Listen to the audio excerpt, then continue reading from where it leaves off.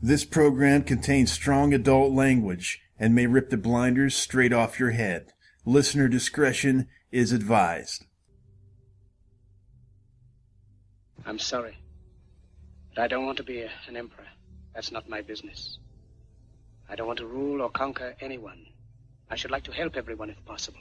Jew, Gentile, black man, white. We all want to help one another. Human beings are like that. We want to live by each other's happiness, not by each other's misery. We don't want to hate and despise one another. In this world, there's room for everyone, and the good earth is rich and can provide for everyone. The way of life can be free and beautiful, but we have lost the way. Greed has poisoned men's souls, has barricaded the world with hate, has goose-stepped us into misery and bloodshed. We have developed speed, but we have shut ourselves in. Machinery that gives abundance has left us in want. Our knowledge has made us cynical, our cleverness hard and unkind. We think too much and feel too little. More than machinery, we need humanity. More than cleverness, we need kindness and gentleness. Without these qualities, life will be violent, and all will be lost. The aeroplane and the radio have brought us closer together. The very nature of these inventions cries out for the goodness in men, cries out for universal brotherhood, for the unity of us all. Even now, my voice is reaching millions throughout the world. Millions of despairing men, women, and children, victims of a system that makes men torture and imprison innocent people. To those who can hear me, I say, do not despair.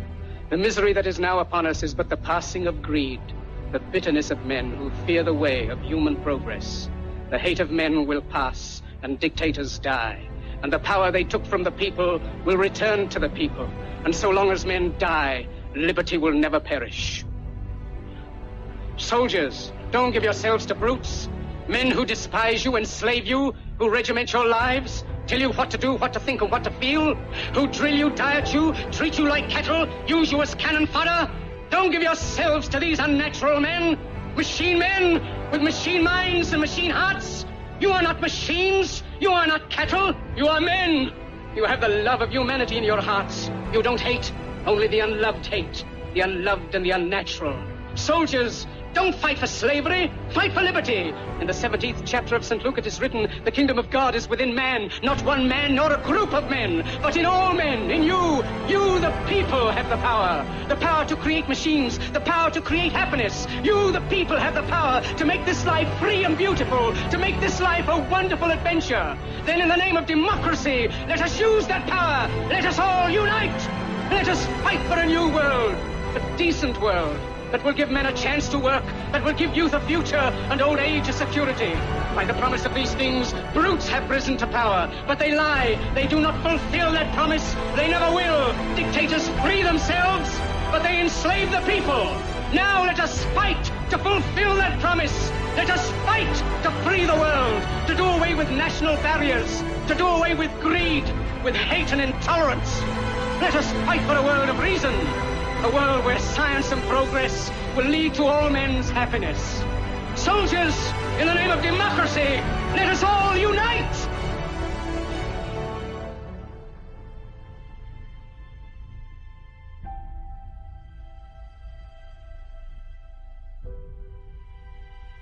Well, it only took me 3 shows, but I've finally done it. I've literally made it impossible for myself to follow my own show's introduction. I don't know how in the world I'm supposed to come up with something better than that. I mean, how great was that? That's the late, great Charlie Chaplin in his 1940 rendition of The Great Dictator. And a fantastic movie. If you haven't seen it, go check it out. It's awesome movie, all in itself. The Great Dictator, 1940, by Charlie Chaplin. And really what we're going to be talking about this show is a little bit of a change in direction. We're going to be going in a new direction here on the Don't Listen to This Show podcast, because I've finally come to a realization. I'll be talking about that here in just a little bit. An epiphany, if you will. And then we're going to skip right on over to my special guest. In keeping with doing something a little bit different from now on, I'm going to have a very, very special guest interviewee who's going to be known as Jessica New. That's Knew. Jessica New. You can find her on Twitter at Jessica New. She is what you might call a seer, a soothsayer. She may be the modern-day Nostradamus, the female Nostradamus. She claims, and this is the main reason I brought her on here, but not the only reason, she claims to have had a premonition about September 11th, 2001, a decade before it actually happened. She was in 4th grade, and we're going to talk all about that. We'll talk about all kinds of other things, political in nature, that she has had premonitions on. And the really interesting thing about the September 11th stuff is she had a continuation, as I understand it, and I'm going to get the skinny from her directly, but basically what I understand is that in later times, a little bit after the initial premonition, she had other premonitions related to that, whereas if she would have told anybody, she was under the impression that she would not survive very much longer, so she kept her mouth shut. We'll find out why here in just a little bit. Stick around. We've got a lot of great show here for you today.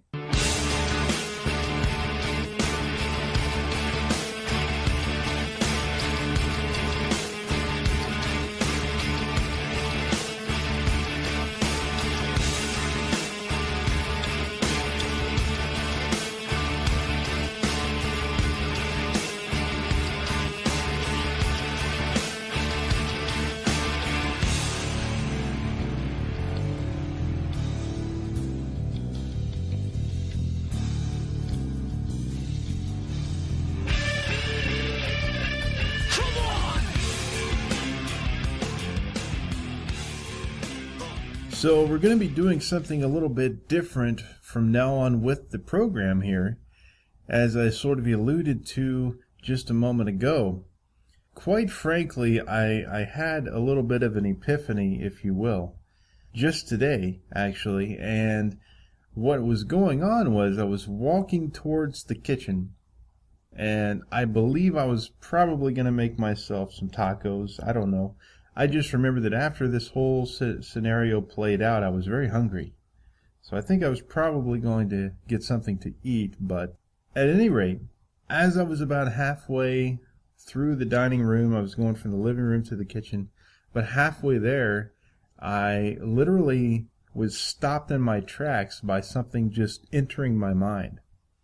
And the only way that I can explain it is sort of a knowing sensation of a realization. I guess just a realization, because there were no words, there were no images, there were no sounds. Now I don't know what that really means, but I know that it was a realization that what I was doing with my program, my podcast, was wrong. That was my realization. That what I was doing was incorrect in some capacity. It was not what I was supposed to be doing. And I'd been thinking about this for the last, I think probably the last week, because I do this bi-weekly. Obviously, if you follow my show at all, which I do have a very small audience, I love each and every one of you greatly for following me, but it's a bi-weekly show. So I spent the last week, I think, basically thinking about what is my next show going to be about. And I really wasn't getting anywhere as far as an answer goes from myself. So I was basically wanting to get some people that I've been talking with about coming on the program, getting their views out. I was wanting to get the interview done first. It's usually the last thing that I do is the interview portion. I was actually looking to get the people on and have the interview beforehand, so I had that recorded, and then I could kind of build the show off of that. And I knew that was just not the way I wanted to go. That wasn't the way to do the program. So what I came to the realization of was that I really had to prepare my audience. This is, for some reason, it came to me that I knew that my job with this program, if I'm going to keep it going at all, I have to focus on preparing you for that moment of awakening, when the blinders do fall off, when you actually can see the rest of the picture. And I've been talking about in the last couple of programs, and I keep tweeting about take your blinders off. Are your blinders falling off yet? Maybe one of them's hanging down a little bit, the other one's still attached. Hopefully we're getting through to you, things of that nature. I was going about it the wrong way, and I realize that now. Throwing information at you constantly is not going to do any bit of good, because it's just bouncing off your forehead. It's going in one ear and out the other, as the old adage goes. You know, I can literally scream and yell and holler and carry on till I'm blue in the face and I pass out and I fall down. I'm laying on the sidewalk. People are just stepping over me like they like to do. Nobody gives a damn. And I wake up a couple days later, delusional, don't even know where the hell I am, rolling around in my own vomit. It wouldn't have done any bit of good. I've spent everything and nothing ever came of it. And I think the point that I'm trying to make is that there are a lot of people out there that are doing what I was trying to accomplish. The biggest name is going to be Alex Jones with the Alex Jones radio show. And there are many others. Don't get me wrong, there are many, many others out there pushing information and trying to get people to wake up through just smothering them with information. I've finally understood that that's completely the wrong thing to do, because it's never going to get through to somebody. If you're not ready to see the world for what it really is, you're not going to see it. Plain and simple, you're simply not going to see it. So Alex Jones, in my opinion, is doing it the wrong way, and this is just my opinion. Obviously, he has an extraordinary listener base, an extraordinary following, and who am I to say that he's not doing something right? But I'm saying it anyway, because this is what I've come to understand. So basically, the whole idea of fear-mongering, the government's out to get you, the New World Order's coming, and we got to watch what we eat because of all the GMOs, and the NDAA is going to indefinitely detain your whole family, and you're going to be swept off to a FEMA camp, and all this other stuff. I'm not going to worry about that anymore. And definitely the information is still going to be here. The informational value is still going to be here for those of you who want the information, who are already awake. You've gone over the hump. You've taken that first very important, very difficult step that I think is the most difficult step that anyone is ever going to take, and you're already awake. You want the information, and that's what I still want to give to you guys, but I also want to prepare those who haven't been able to take that step yet. And I think that's the purpose of my program now that I'm really getting into it and I'm starting to feel it a little bit more. And I had this little premonition ordeal earlier today. And I'm getting a little bit goosebumpy thinking about it, because it leads me back to when I read about Socrates and I read Plato's books and Aristotle and all this and that. They always give credit to the muses for giving them inspiration for whatever they're doing, giving them the thought that just hits them, and they finally understand what they've been trying to figure out for however long they've been meditating over it. And I think something like that may have happened to me tonight. So I'm really excited that this may be going in the right direction now, that I may have gotten a little tap on the shoulder from someone trying to push me in the right direction. And if not, if it was just my own brain figuring this stuff out, fantastic, so be it. I'm a freaking genius. We'll just leave it at that. So now we're going to move on with the program here, get my special guest on, and we'll see you right after this little bit of Rage Against the Machine. Bring that shit in!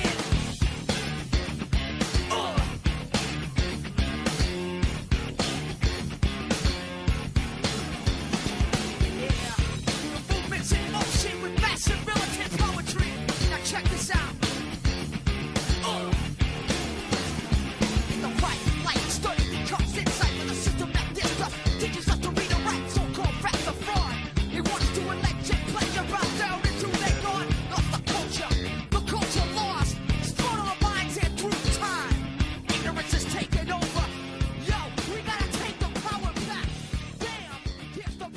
So before I bring on Jessica New, I just wanted to kind of give a little bit of information here about what I'm talking about. And all this leading up to now, I've just basically explained that the show's going to change, and I'm not going to just cram information down your throats anymore.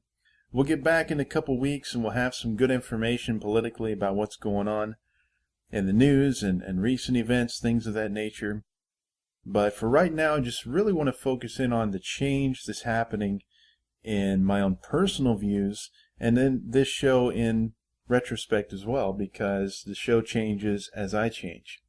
That's the beauty of having a podcast is, hey, I don't have anybody telling me what I can and can't talk about. So if you like what you hear, stick around. If you don't, it's been nice knowing you. I love you. I wish you'd stick around, but if you can't, I understand. Much love to you anyway. So the first thing I wanted to mention is, really, I say this a lot on Twitter. If you follow me, you know, turn off the television. Turn off your TV, not for an hour, not for 5 hours, not for a day, not for a week, not for a year, forever. You don't need the distraction box telling you how to feel and what to think. Nobody needs that. The mainstream media is probably the biggest proponent to dumbing down the population of this world. The second one, I think, would be the public education system. They've got to be a huge contributor to the dumbing down of the population. I'm working rather strenuously with my daughter. She's only in kindergarten, so I want to start early, obviously. But working on her cognitive skills, her ability to make a rational thought and make a decision about something based on information, not simply by regurgitating the information to find an answer. So I think that's very important. Imagination. One of the things that she gets on her report card, it's hilarious, the little progress reports they send home for the kindergartners. I get hers and I look at it, and she has above average on everything except listening and following direction. And I remember my very first parent-teacher conference, when she handed me the very first one she had, the second one is the same, I told her teacher, I said, you know, if you take away those two qualities from my daughter, I will never, ever forgive you for that. Because that is imagination and the ability to critically think. Listening is great. If you don't listen, you can't learn. That's true. But if you only listen and you don't process the information and throw out what's irrelevant, that's bad. And following direction, well, I tell you one thing, if everybody followed what everybody's done before, there'd be no inventions anymore. Nobody would come up with any original ideas, no original products or concepts or anything. So that you got to keep. But the biggest thing that's holding us as a species back is egoism. Our own personal ego is chaining us down and holding us back from achieving higher conscious awareness. And what I mean by that is very simply, if you're worried about what other people think about you, if you have to have that new iPad because everybody else has one, if you spend probably an hour doing your makeup and hair in the morning, your ego is literally holding you down, keeping you from achieving higher consciousness. You're an infant stuck in a grown-up body. You're mentally an infant, a child who is all about me, me, me, me, me, now, now, now, now, now. And if you can't get the instant gratification, you want nothing to do with it. That is one of the lowest forms of consciousness that is known to mankind. So before I step on his feet any further, I want to give credit where credit is due for the terminology I just used, and also that I will continue to use as I kind of try to explain this stuff to you guys as I understand it. Give a look, if you would, to NC Kabbalah on Twitter, and he also has a radio talk show on Blog Talk Radio, and his username is NC Kabbalah there as well. Give him a shout out. He runs a spiritual radio program that I enjoy thoroughly. I've only been listening to it for about 3 weeks, and it's literally given me a lot of answers about things that I had been wondering about myself for some time, and just didn't know enough about spirituality myself to get a really good grasp on it. Very interactive with their listeners. Himself is Jeffrey Doherty. Is NC Kabbalah the host? His co-host every Saturday at 11 p.m. on Blog Talk Radio is Dr. Andy Toltek, and they will answer Twitter questions. They will answer chat room questions on the Blog Talk Radio website. So give them a look. They're a fantastic duo and a great show. I recommend listening to it immediately. But anyway, I'm still chained a little bit by my ego to certain things, but a lot of stuff I'm finally letting go. For example, when I go to pick my daughter up from the bus stop in the afternoon, most days we will skip from the bus stop about 2 blocks to our house. And it's not because I think skipping is fantastic. It is kind of fun a little bit, but we're passing by all the middle school kids that are walking the other way, away from the middle school that's the other direction. And you can hear them laughing and giggling and making fun of us, fun of me probably, because for her it's normal. She's a little girl, she's 6, and she skips. It's normal. But I'm 32, I have a beard, and I look like I just walked out of the mountains somewhere, and I'm skipping down the sidewalk. I don't care. If they think that's retarded, if they think that's unacceptable or silly or bad in some way, that's their problem. That's not my problem. That's on them. So, with that being said, a little nugget of knowledge there for you on how to wake yourself up, how to get away from the materialistic, how to get away from the egotistic. Move on to higher consciousness along with me. Now we're going to be bringing on our special guest, Jessica New.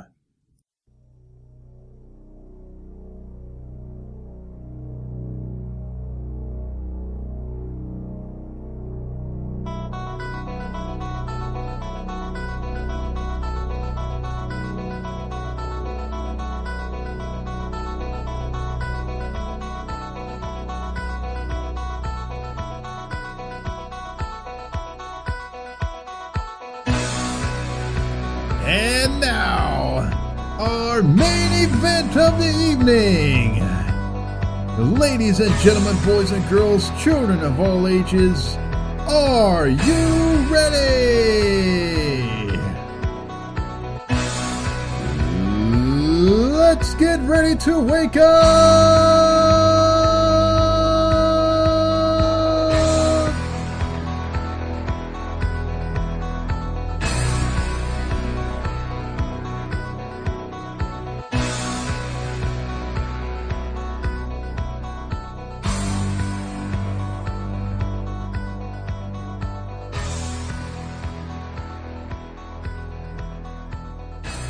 Okay, so next up we're going to be having our discussion with Jessica New. I introduced her a little bit earlier in the program.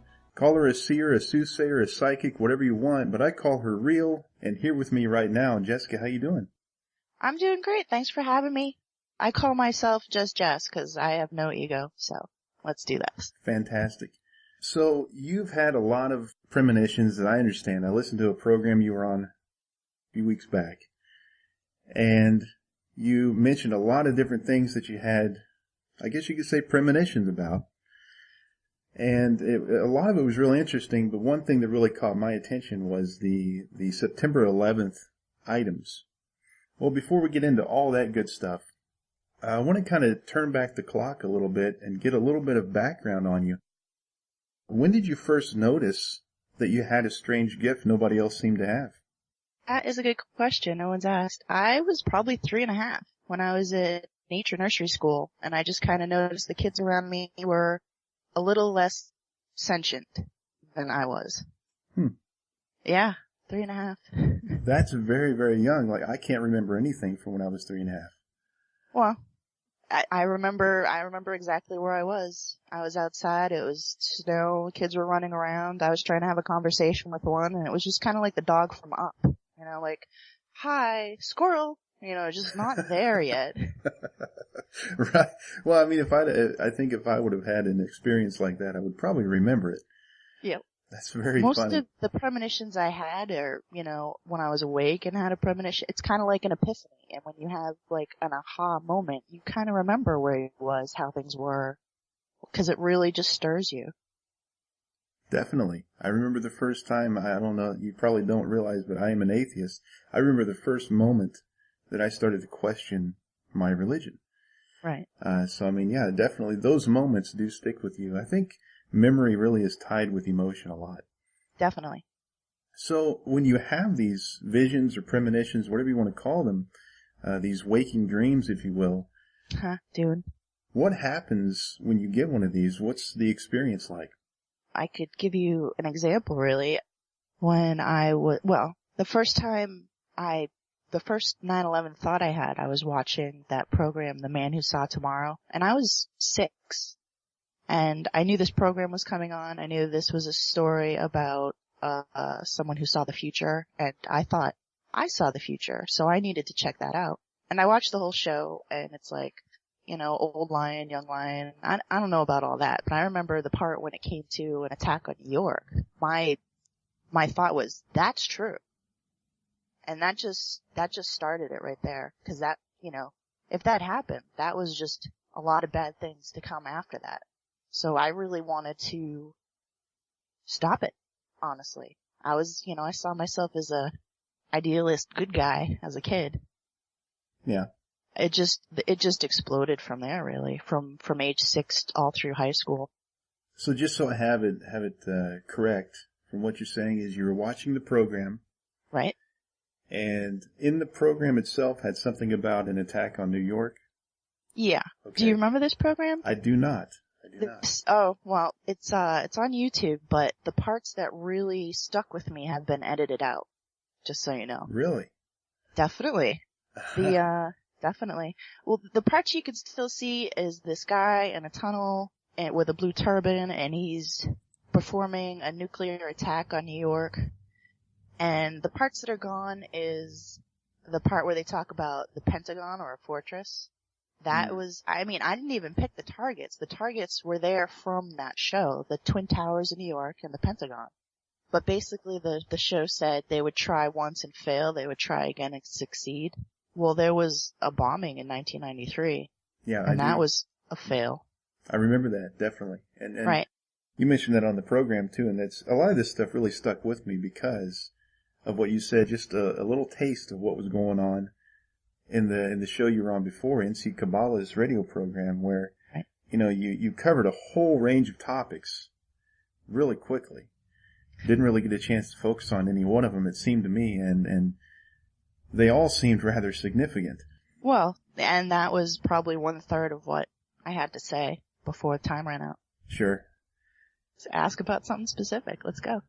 All right, so let's focus in, like you said, on the whole September 11th ordeal that you went through. As far as you saw this show, and you saw the events that were happening in that show, and you instinctively just knew that it was true. Yes. And it really shocked me because, it's a bad thing. Absolutely. So you understood that it was going to be by bombing or by airplane or what? At that point when I was 6, I didn't know it was planes yet. I knew it was planes for sure in 1993. I knew it was planes for sure. I can't tell you what date it is. I'm bad with dates because when I was that age, I was all over the timeline, really. Mm-hmm. So it was the same time that O.J. Simpson white Bronco chase was, okay. Because I saw it in the same TV. There was some news program where they were talking about lax security at Logan, and I'm like, okay, I'm sure it's planes at that point. And in 1993, I actually told a friend of mine exactly how many planes. Really? I waited till almost graduation high school to really dish all the details I knew, because if you say something like that in 5th grade, when I already knew plenty, high school would have been difficult. Oh, absolutely. Kids are cruel in school. Definitely. And I definitely saw that playing out poorly, if I was very honest, with teachers, with friends. I just kind of let a couple things slip now and then. Yeah, there are some things that you just don't say in high school or grade school. Right. And that's how I actually came to say just Jess, because when I would do something or say something that was a little extraordinary, you'd get the eyes like, how? And I would say, I'm just Jess. Instead of saying, I am the great and mighty Oz, and just kind of leave it at a lower ego kind of issue. Let him wonder a little bit, right? Right. Oh, I talked about M theory in the 7th grade, right after learning osmosis. I likened it to our universe, and the teacher actually wanted me to repeat myself, and I'm like, no, I didn't say anything. And you say osmosis as in you were experiencing osmosis, or you learned the process of what it was? I was just learning the definition. Sure. Okay. And I said, like our universe, a membrane, things can pass through us unseen. So you'd never heard of M theory, string theory before then. You just kind of M theory said, wasn't anything in 87. Oh, yeah. 88. Wow. Yeah, that's when that was. That's a whole nother show. I know. Well, that was just one moment, and I know where I was standing. I know, who was around me. That's another epiphany moment when things are really just stick with you. Sure. So a quote is coming to me. It's hit me like a premonition. It says, with great power comes great responsibility. Spider-Man. So if you knew this was going to happen, why didn't you tell anybody? Why didn't you try to stop it? I absolutely told many people, and I would get looked at like I had two heads. Especially back in 1993, things were pretty hunky-dory back then, and you couldn't imagine China was a superpower. You couldn't imagine such terror acts would take place then. We hadn't even started a downcline in the economy at that point. So I told a lot of people, even in my dreams, I would go to warn, anyone I thought that could make a difference. I went in my dreams to try and warn and see how it played out. And some of that didn't work out too well. What do you mean by that? Well, for example, I went to the FAA and I got no help. I went to an Air Force base, one that my great-grandmother used to live by. Nobody was interested in, listening to me. I ended up talking to the FBI, and I even went so far as the vice president. I could not get to the president for some reason, but that kind of makes sense nowadays. Yeah, you can't just walk in like you could a couple 100 years ago and just say hi and shake his hand. Well, no. But it seems like the ceiling was the vice president. Okay. But what experience did you have? And this is all in the dream world, correct? You were just kind of playing out scenarios? All in the dream world. I didn't make any personal phone calls to anybody, or else I would have had men in black suits shortly after 9/11 coming to talk to me. Sure. And I didn't like that idea either. I thought that was, kind of insulting to roll up on a girl who sold the most Girl Scout cookies in town. It was really kind of ridiculous to think I'd be interrogated. Well, according to the Patriot Act, I talked about this in my last show, you can really become a domestic terrorist for any reason. Yeah. But this was after 2001. Right. So I really want to ask you, in your dream adventures, if you will, when you talked with the vice president or you informed the vice president, what was the reaction? The reaction was nothing. I was just okay and sent off, and, I got nowhere with any of them. Which would have happened if I called them in real life. I know what you're getting at. After I talked to them, I had new dreams. After I talked to the FBI and the vice president, I had new dreams. And my new dreams were me getting in car accidents, me being suicided in my shed. I'm assuming air quotes are around accident and suicided. Yeah, I was killed in my dreams by a small faction of our government. Wow. So, and after you played out all these little scenarios where you were telling everybody and trying to do something about it, more visions were coming through the dream world. Right. Which is how a lot of this stuff happens. If you talk to anybody spiritual, they'll let you know most of your visions are going to come through the dream world. And you had all these experiences of being killed by your own government, basically. Yes, I literally was more scared of people in my own government than the terrorists on the planes. Wow. Well, I don't really want to force you to get into details about these or name any That's specific actually groups, but as far as the details go, because I remember probably around 5th grade, I told myself I didn't want to know, because if I did know, I'd do something about it. And if I did something about it, things would turn out much different for me. I wouldn't be here. that's kind of an unfortunate side effect of all this, because you knew what was going to happen. You could have possibly been If able I to... saw any way to affect a difference, I would have did it. Sure. And that's if I what saw I mean any is, way around it. that's kind of what I'm getting at is you didn't have any option. You know, you obviously... There was no changing it. Not from where I stood. You know, I wasn't president. If I was president, then things would have been different. So basically, from what I understand is you can not really, from what I was hearing in the program you were on before, you don't really see into the future. It kind of smacks you in the forehead. Yeah. Yeah, it's not something like I wheeled it. I was just there, really. Gotcha. So it's kind of a passive thing where just something, I would say, that just something in your brain is unlocked that the rest of us, it's just a closed door. I definitely used the word unlocked before. And there's certain factors that go towards unlocking it. Like, when I was a kid, I was wondering deeply about religion, how that all worked, how the universe worked, what my place in the universe was. Plus, as a kid, I don't know, I was kind of in a survival mode, and when you have that kind of acute pressure, that can add to it, I think. I mean, it did in my case, I think.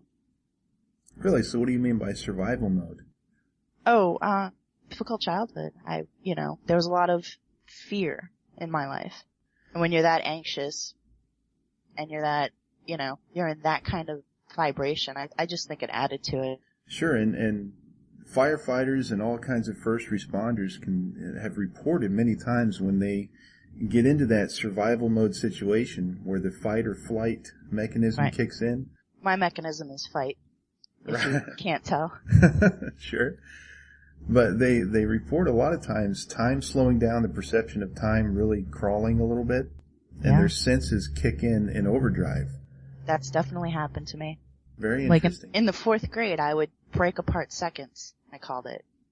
What's happening in the world right now. And then I'd break it in half, and then I'd break it into 100. Interesting.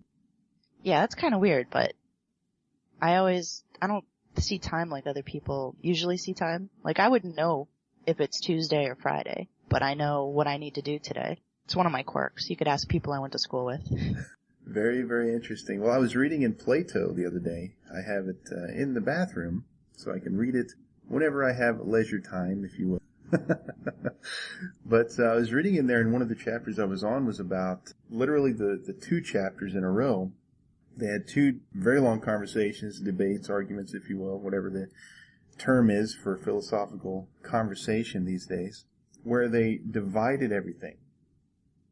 So you saying that is really interesting because these super thinker guys from a couple thousand years ago, they were figuring out what things were and how things worked and how the universe worked by taking the most basic of everything and just dividing it until you couldn't divide anymore.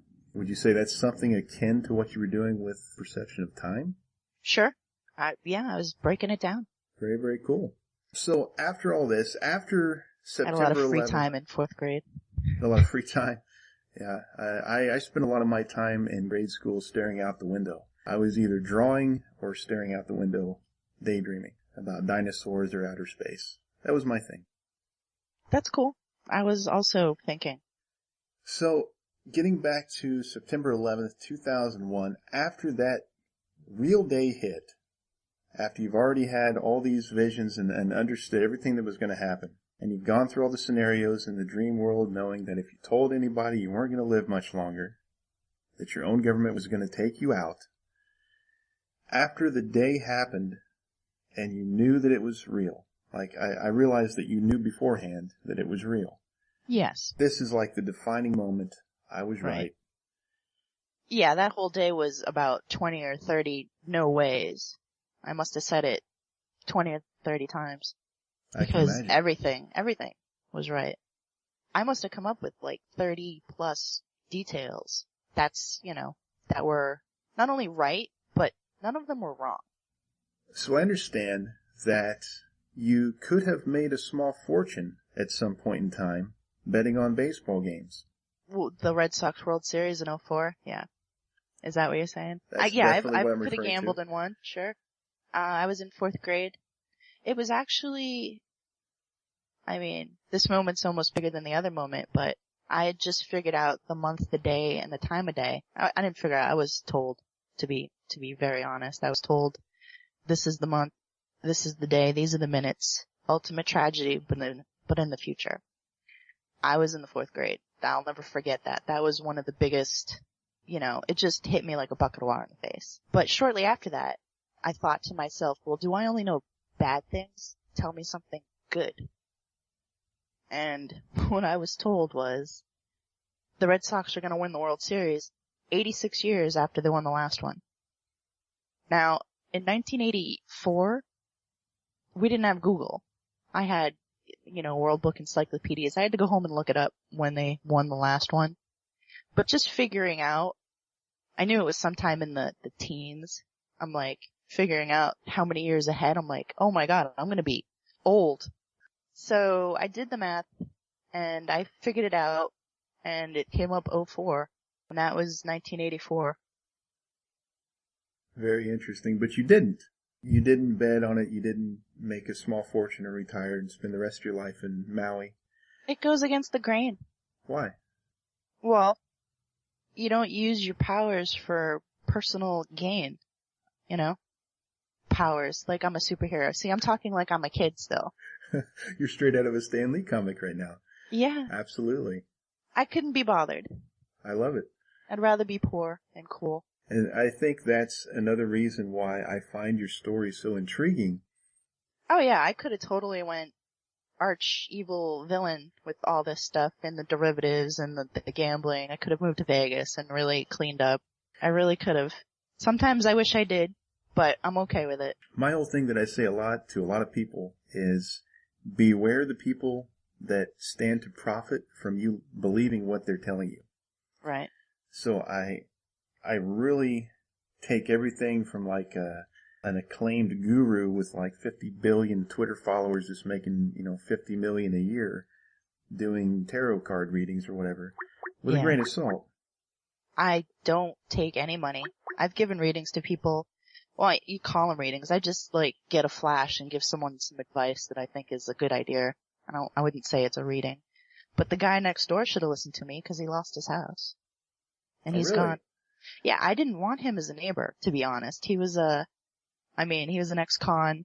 When asked, why were you shooting at the police? He says, because they were shooting at me. This is the kind of guy that used to live next door.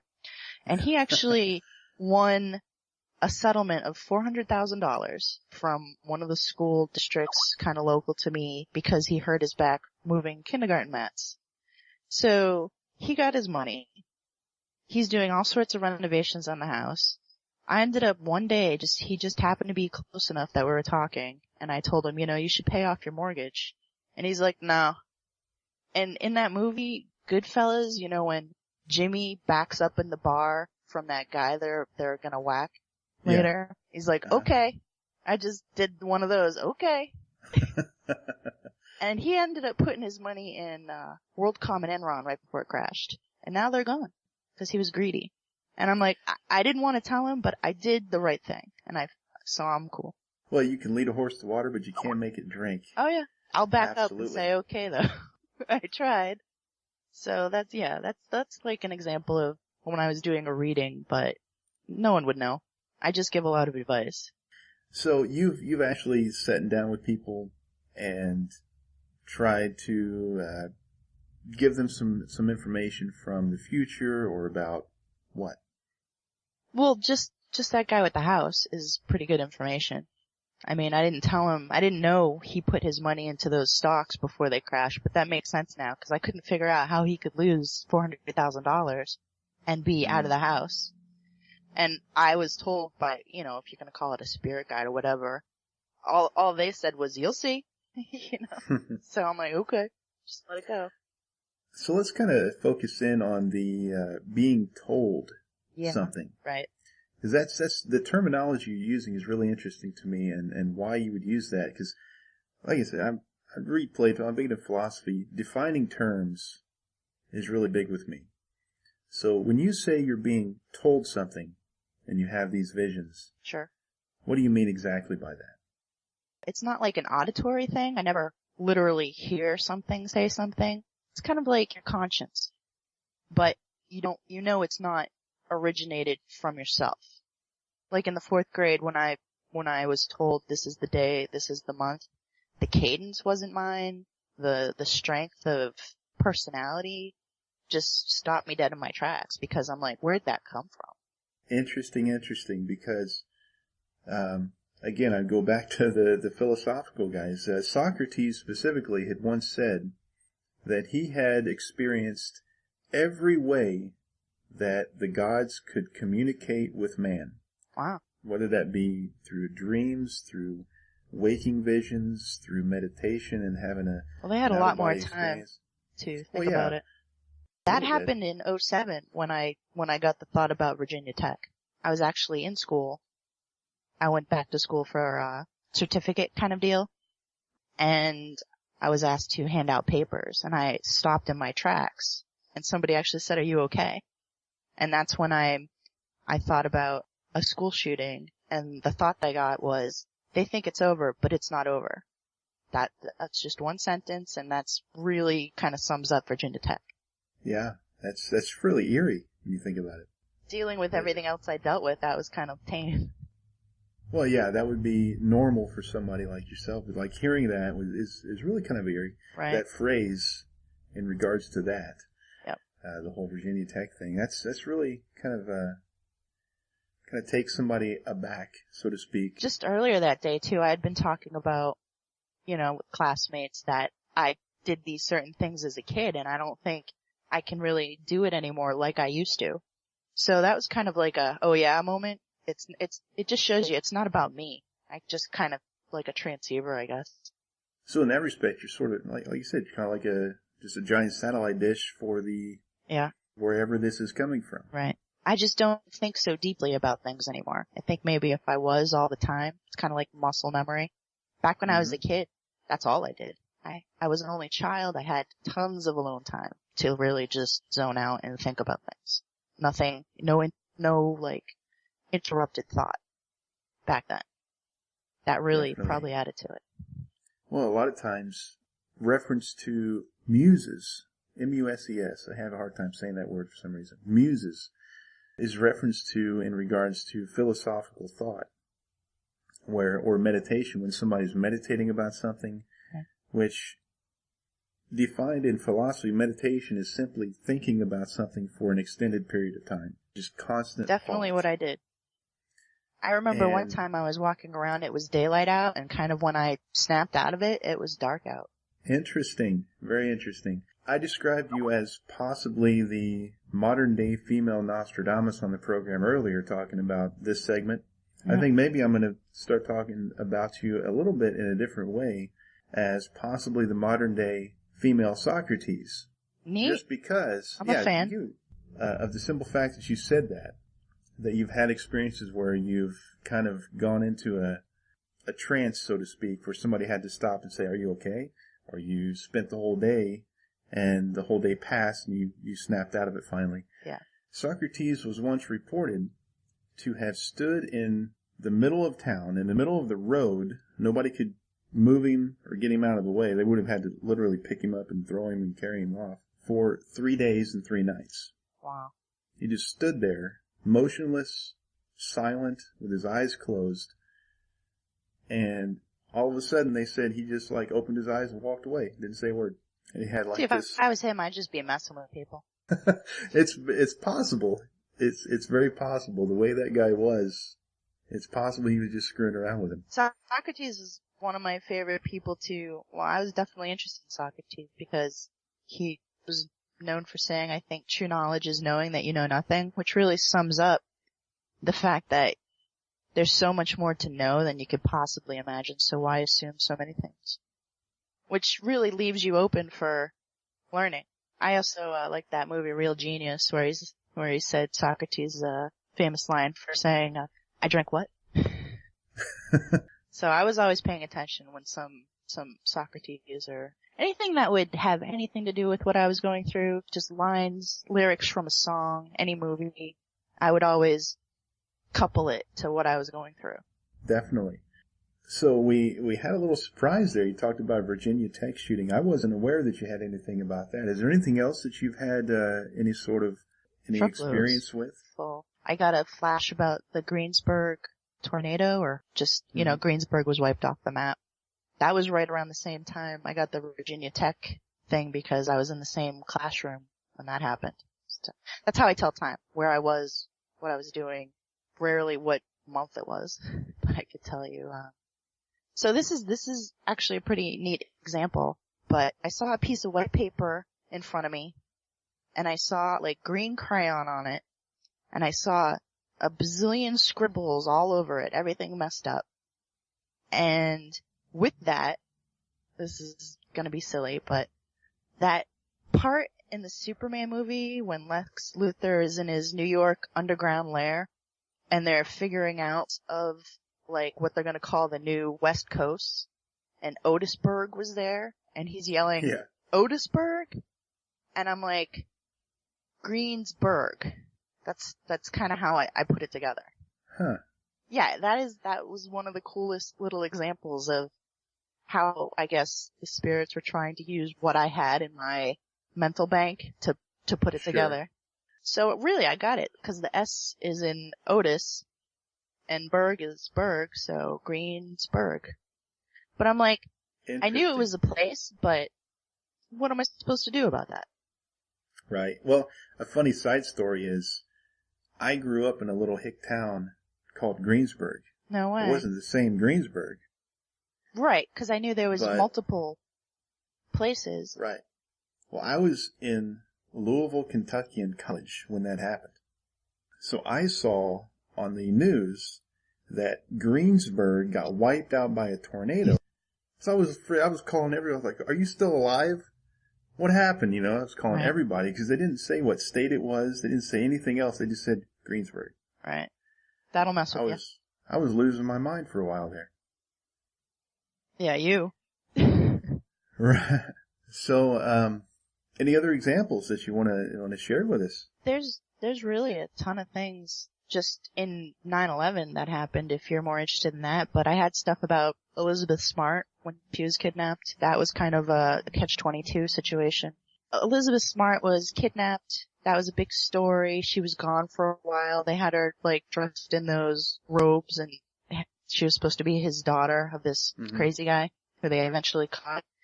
But I knew right after she was kidnapped, she was up and to the left, back in like this hilly area with trees. And I'm like, I knew if I called the police, they'd find her, but if they pushed up into that area, he would have killed her and tried to get away.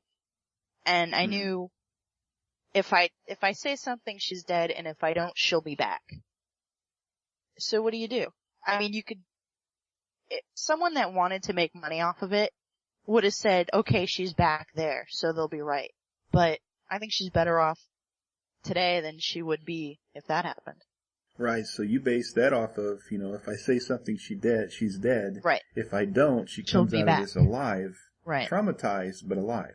She'll be back, is exactly the wording. So the better good is you say nothing, so it's just something that tortures you. Well, what do you think is the whole purpose of you having this ability, this gift, or these things offered to you? I kind of always known there's stuff to come that I'm supposed to speak about, and I knew that if I did something to, get myself killed before now, I wouldn't be able to do that. So. Okay, definitely understand that. Gold to come. Okay. On that strain, we've talked about things in the past so far that you've had visions on, that you've been accurate about. Is there anything coming up that we need to be aware of? Yeah, I think people should wake up and see what kind of America we live in today, honestly. It's not the 70s. There's certainly a police state, a sense of control over everything that's going on. And we're really being run by some not so great people. And I'm not talking about the president. I'm talking about the man behind the curtain. And when I say the man, I'm talking about a small group of people, honestly, who think they have actually evolved into a different species. We're really all in this together, and we should really stop just buying everything that's handed to us. Use your own brain and try and figure out what's going on. Care about what's going on. Care about people. And that's one of the things that I've heard. David Icke, if you've heard of this guy. Just recently, I heard of him, sure. Yeah. I'm big into him for many years. And he's a little bit really on the edge of what I would consider, okay, I'll believe that. He's right. almost to the point where I'm like, you know, you got to kind of take it easy on that one. Yeah, go ahead. Well, basically his whole thing is, you know, these people that are controlling everything, that are pulling the strings, so to speak, are under another being's control.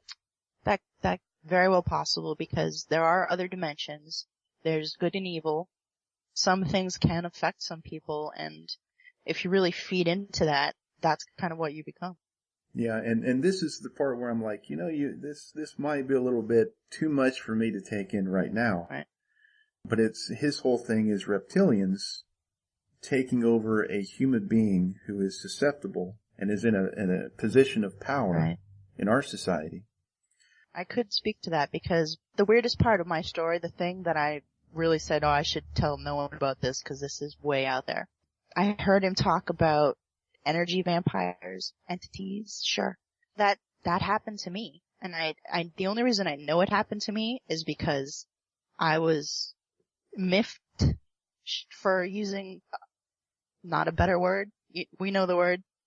But, the thing would like suck energy off of me, because I would go through these torturous events. Anything with fear, hate, anger, conflict. This is what it would feed on. But I actually remember asking its name. Now, I don't remember its name. The only reason I remember this is because I was upset that it told me its name, because somehow inherently I knew that meant it thought nothing of me. And I think more of myself than that. So you were upset because it thought so little of you that you could do nothing about it, even knowing its name. Right. That it went ahead and told you. Right. That was back in the 80s when I didn't have any paranormal knowledge, but now we know that kind of holds true. I was actually offered, it gets even weirder. I was offered like an acting career, a political career.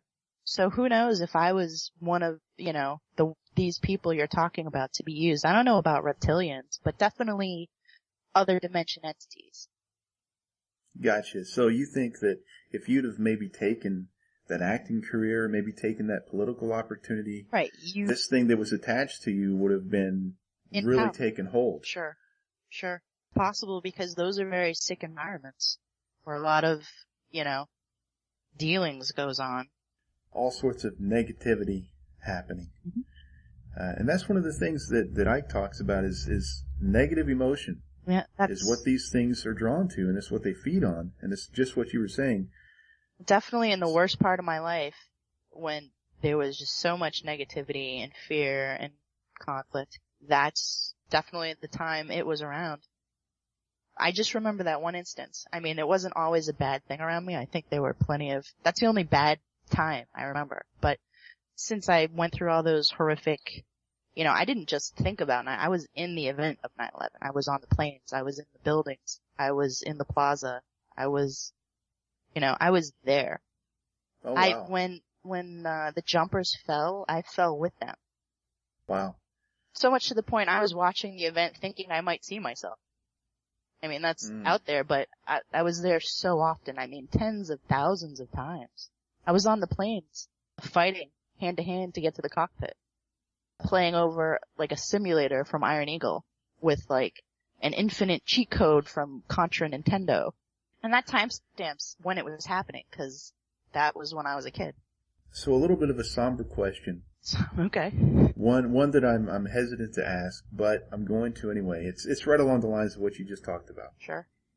If there happens to be anybody who ever possibly listens to this show in the future, at any point down the road, that has lost somebody in the September 11 attacks, that wants to know what happened in those planes, would you describe what you saw? Okay. What happened in the planes, the only parts that I saw was before, like, I'm talking about Flight 93. Because Okay. I would fight 1, then 2 to get to the cockpit, and I think that's the only plane that had 3 people in the first class. I'm not sure about that. All I know is it was 1, then 2, over and over again 10,000 times. I would actually change my dream and change seats to see if it would be different. The first seat I picked was first class, last seat on the right, and it turns out that was the first person they took out, I think, and that was the first time I did it, that was the seat I picked, and I was game over in 2 seconds. I call it game over because I saw it as, a game, and it, like a simulation. And I finally ended up picking first seat, second class on the right. And I remember, I actually put my foot in the curtain so I could look into first class, and, one of the stewardesses actually, gave me a talking to in one of my dreams for doing that. You have to understand, I was playing Legend of Zelda. That was my only hand-to-hand fighting combat tactical training. So the first time I actually stabbed into the terrorist, it was straight in the chest, and I was like, aha! I gotcha. So I actually looked at my mom's medical books, and I exacted my strike points a little better. Eventually. It really, it's kind of sick, but I thought I was a good guy trying to do the right thing. And if I stopped it, I was a hero, not a dastardly murderer. So. Sure. So, yeah, but I was fighting with that too. Cause it's just so weird and wrong, but I actually had a plastic safety comb. You could see it on my Twitter page. And that was the weapon I took on. I didn't know box cutters were allowed. I was a kid. I thought you couldn't have weapons on the plane. So right. I would have my plastic thing. One of the times I stabbed into him, it broke off because I must have hit a bone or something. So little things like that I wouldn't imagine happened. So it kind of wakes your mind up. Definitely interesting. Definitely eye-opening a little bit. It's kind of sick that, I'm a kid going to school 6th, 7th, 8th, 9th, 10th grade, and that's what I'm dreaming about at night. Wake up and pretend everything was more important than what I had to say. Were you was it mainly just a focused attention, focused vision that you had in your dreams where you saw your perspective? You didn't really notice what was going on around you with other people, or what were the other people doing if you noticed They were all behind me, and when I was doing this, nobody was doing anything. With the first moment they got up to do something, that's when I was, the second the guy in the back got up, I would get up. And that was before anybody else would have thought to do anything. So I never saw what was going on behind me.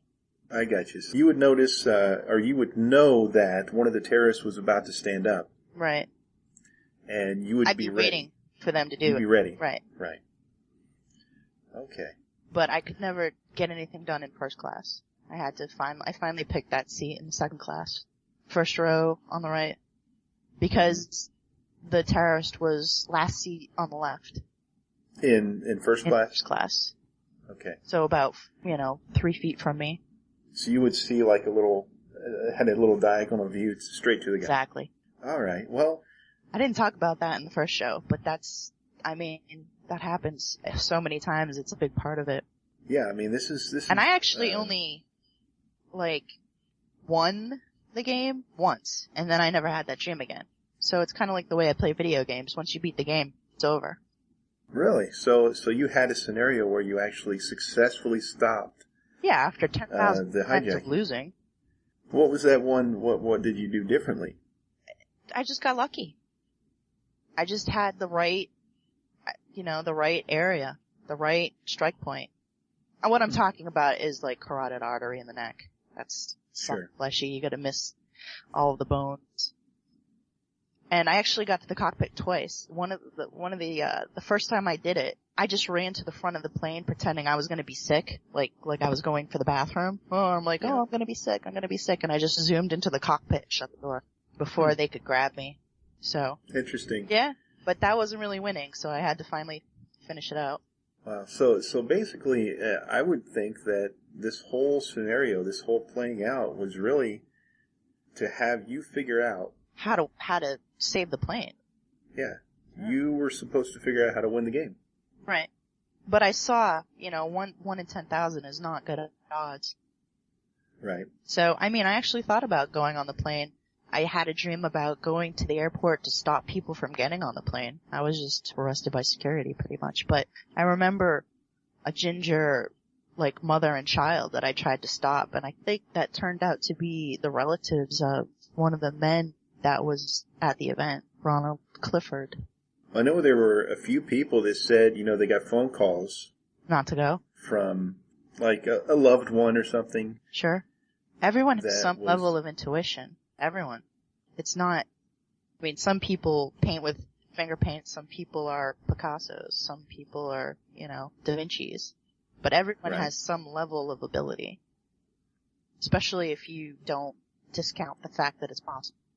Sure. And that's one of my favorite things about the human mind is we understand so little about it that literally anything is possible. You think about individuals like yourself, individuals that are so-called idiot savants where they're mentally handicapped. However, they have these amazing abilities. Right.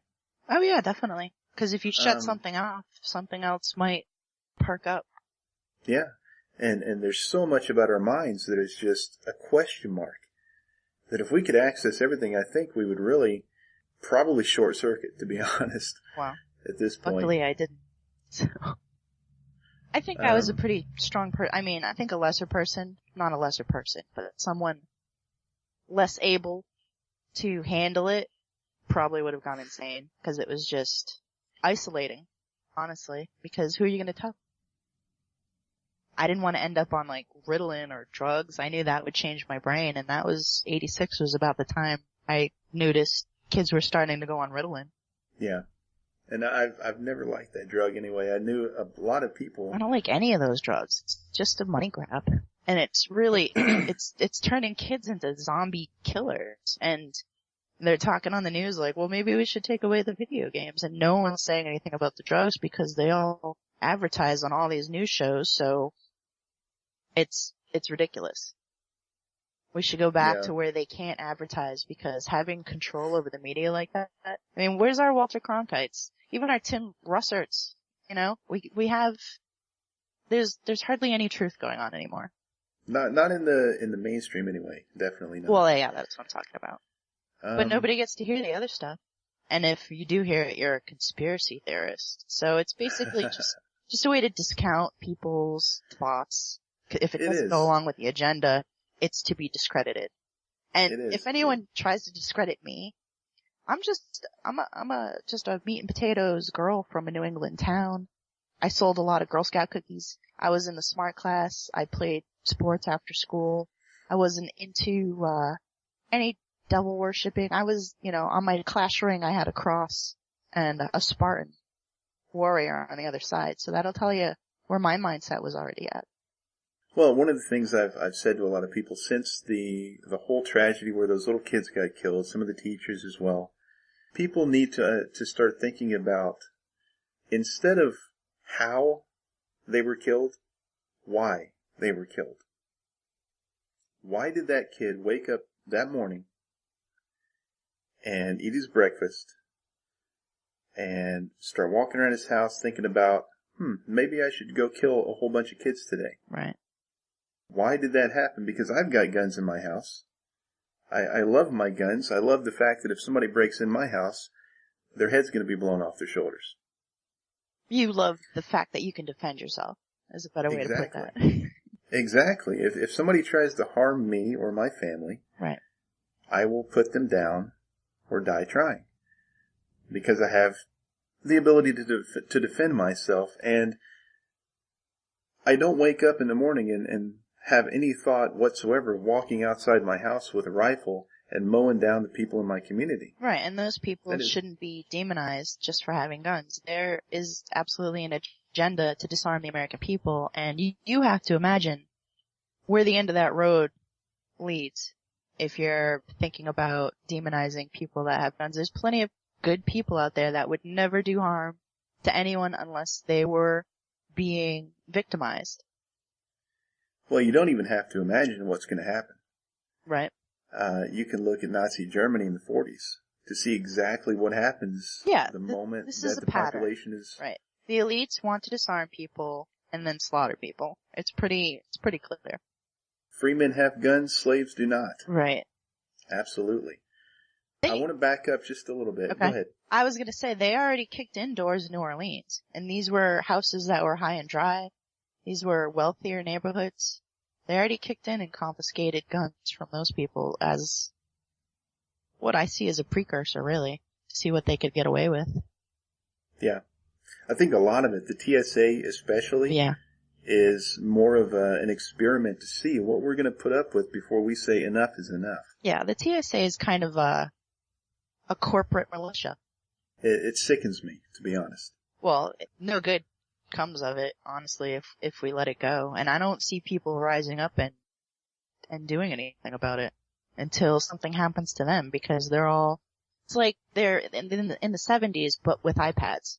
So they just, especially the kids. I mean, if you're an adult, you know what things were like. I really enjoyed the 80s.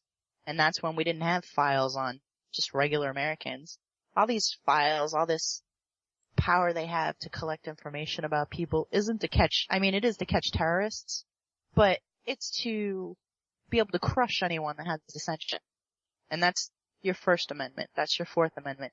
They're talking about just getting rid of the Constitution. Yeah. And I agree with you completely.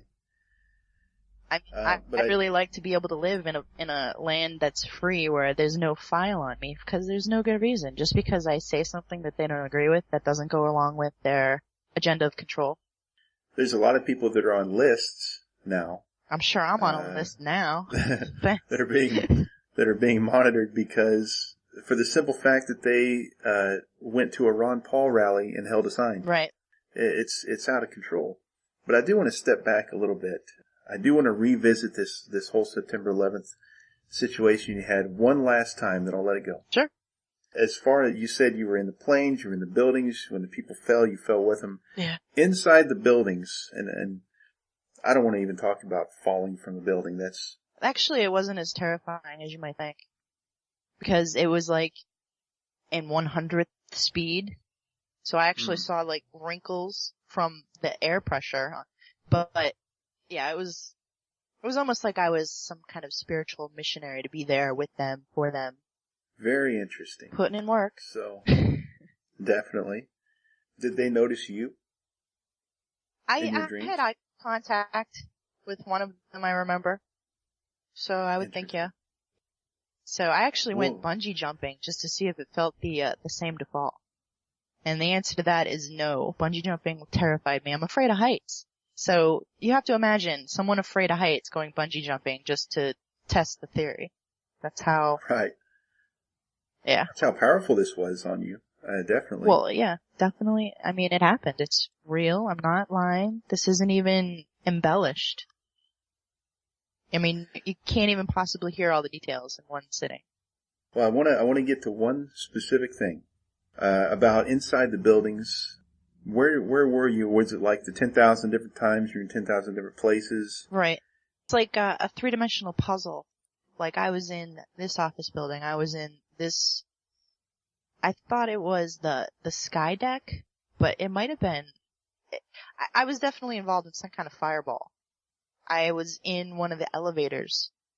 I was outside one of the elevator shafts when I heard the elevator go by, like, cause the cables were cut, cause I were hearing the crescendo of screams get louder, and then as it goes by, yeah. I can't begin to describe the horror, honestly. But I think this Ronald Clifford character, this person that he helped, that was in the fireball, I felt like I was with her. And I couldn't shield her enough. Do you recall anything happening prior to what you would consider the moment that the plane would hit? I was there before the plane hit. I remember I had one dream where I was dressed in, don't laugh, I was dressed in like an angel costume, handing out little business cards that said, "Today is a good day to go home." And as a kid, Wow. yeah, that meant to me, like, turn around, go back to your family, get out of here. Mm-hmm. But in '07, that kind of, the second meaning kind of hit me. What it might mean to go home. Cause when you say today is a good day, the end of that sentence. I see. To die. Right. That's the traditional line. Right. And I told that to one of my teachers, and his eyes went wide, and then I'm like, oh. There was always like multiple layer of meaning in things I did, and I never even noticed that was that. But I got arrested in my dreams doing that. I remember I was put in the back of a cop car after the first plane hit and forgotten there, and I got crushed. I was arrested by Port Authority and had my hands handcuffed behind my back in a chair, and this guy left me in the room to die. I remember that. So I knew going there was suicide for me. Doing that would be suicide for me. So I have the philosophical, if I go there, is it suicide? Or am I killing myself because I know I'll die? So, cause I don't believe in suicide. I would never, ever, never do something to end my journey on this world until it's my time. I would never. Just getting that clear, because people like me can disappear, I suppose. I got chills when you were talking about the handing out the cards in the angel costume after it sunk in. Right. Yeah. What in the hell you were saying? It didn't sink in to me for over 10 years, because I had that dream when I was a kid, and not until '07 did it hit me like, oh my God, that could mean today is a good day to go home to whatever other dimension, we can exist in as beings. Yeah. And we're beings of energy, and, we don't just habitate our body. Do you believe in ghosts? Because that's just another dimensional entity. I do and I don't. It's a really strange. I guess if it happened to you. I've never seen a ghost. I've never seen anything move. I specifically asked for that to be, because I couldn't handle anything more than, obviously. I'll tell you a little story. The only real experience I've had with the paranormal. I was working nights overnight at a hotel, and I would have to always give out the checkout papers for like a quick checkout for the people, so they didn't have to come down to the desk and check out or anything. I just slip the receipt under the door, give people a newspaper if they were premium customers or whatever, and that was it. So I'd walk around 7 in the morning. No, actually around 4 in the morning. And I got up to the 3rd floor. I'd always start at the top, because then by the time I got back down, I'd be out of papers, and I'd just sit down again. Got to the 3rd floor, room 329. I'll never forget this room number the rest of my life. I bent down to slide the receipt under the door, and as I did, my knuckle knocked into the door, and it slid open until the catch stopped it. Okay. And I stood up real quick because I thought, oh man, somebody just opened the door. I woke him up. I said, oh man, I'm so sorry. I didn't mean to knock on your door. And in the little 1-inch crack about my chest height, I'm about 6'2", fairly short, the light from the hallway should have illuminated somebody's face, because I saw the sliver of a face with an eyeball looking out at me. Jeez. But it was not illuminated. It was really dark, like just a shadow image. And I had a whole stack of like 50 newspapers and all these receipts. I dropped them in front of this door, shot down the stairs as fast as I could run, and I sat there until somebody else showed up to relieve me. And it happened to be the general manager of the place. And that must have been a fun conversation. He wasn't very happy, but I told him when he got there, I said, I'll tell you now, I didn't get the receipts passed out. He's like, what do you mean? I was like, I got up there, and the first freaking door I got to, and I told him what happened. And he just kind of was looking at me with this little smirk on his face, like, what in the hell is this guy talking about? See, I know that look. That's the look that I wear. And I said, I'm not going up there. I'm staying right here. I said, you can go do it if you want to. I don't care. But I'm going to clock out and go home now. And that he didn't say anything else about it. I didn't get written up or anything. So that's that. That's my experience in the paranormal. So at the beginning, though, you said you don't really believe in ghosts. But you can't even bring yourself to say, hey, that was that. I don't know what that was. Well, I know what he says it was. I know what you say it is. I know what a lot of people say it is. You know what you saw, though. You know what you saw. You dropped everything. You literally dropped everything. I think you need to spend some time and think about that. I was terrified because I didn't understand what I was seeing. I think that's what it really boils down to. And I don't want to label it something out of fear. Just because you can't absolutely 100% prove what it was. I think you've got enough circumstantial evidence to allow yourself to accept it. Well, I'll grant you that. Just something you got to work on, I thought. Hey, I'm glad it wasn't me. I don't want to see that. I believe. I don't need to see it. Absolutely. Is there anything else that you want to leave our listeners with here before we wrap this all up? I don't have any words of wisdom. I just, if you have any questions about what happened, if you're having any personal issues about, going through kind of the same thing, feel free to talk to me on Twitter at Jessica New. I'm very accessible. Just be excellent to each other and party on. I don't know. Little Bill and Ted. Can't go wrong with Bill and Ted's Excellent Adventures. Hey, they had Socrates in that movie too, so. They did. I always pay attention. So, like she said, if you're having any personal issues dealing with something similar to this gift that she has, or you have any questions, or you just want to ask her anything, at Jessica New, one word, Knew, Jessica New on Twitter. Get a hold of her, say hi, say what's up, say, hey, I like your spot on this Don't Listen to This Show podcast. Anytime. Thanks for coming on. It was really my pleasure, and I had a lot of fun talking with you. Anytime. We'll do it again sometime if you want. I'm sure there's a bazillion other things I could tell you about. Absolutely. I'll hold you to that, and I'll let you go for now. Thanks.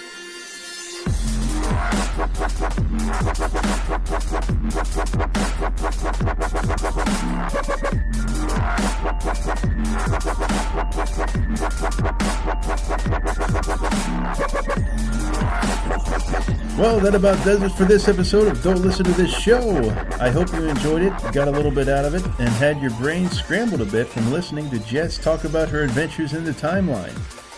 Don't forget to follow me at DLTTS Podcast for news and updates about this show.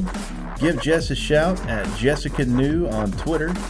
And if you have any comments, questions, or just want to tell me how much of a dumbass I am, please don't hesitate to email me at don'tlistentothisShow@gmail.com with anything, because who knows? I may just answer your email on the next show, and quite frankly, if Jess gets a lot of attention from the listeners, we could probably get her back on here later to talk some more. And now I think it's time to leave you guys with a little bit of comedy from the most politically incorrect guy I have ever heard in stand-up comedy, a guy named Bernard Manning. May he rest in peace, and we'll see you in a couple weeks. Now, stars on Sunday when they come back in the second half. JC was walking through Jerusalem, and all these women were throwing stones at his prostitutes and half-vixens' plates. And he said, turn it in. Turn in! He was a nasty bastard with a pistol at dinner time, you know. He got changing water into wine, everybody got pissed out of the mind. Turn in, he said. Any woman here without sin, let her cast the first stone. Ooh, a bleeding big rock, come over. Hit this prostitute round the back of the head. He turned around, he said, you know, mother, sometimes you fucking piss me off.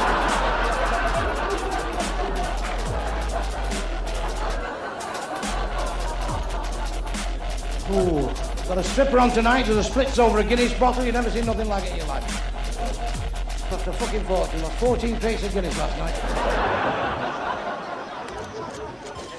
I shook her up about 10:30. It was frothy, man. Frothy.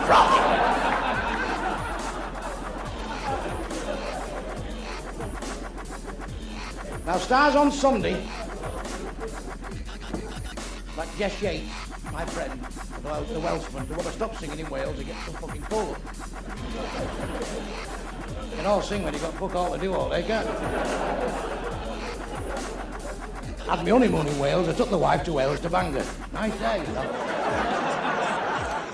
With the tight bastards and Welsh, I said, there's no lock on the lamp. She said, they've never had a bucket of shit pinched yet. What kind of people talk like that? Except the Americans. In America, they call drugs shit in America. Think nothing of it. It's a slang word. I didn't know this. I've never been further than Oldham. Get off the plane, this big coon come up. He said, you want to buy some shit? I said, shit, what kind of shit? He said, best quality shit, man, best quality. I said, my man, this Bambi Bass wants to sell me some shitty. Fucking unbelievable. Anyway, I bought a bucket full. I wasn't walking about without, I'll tell you that.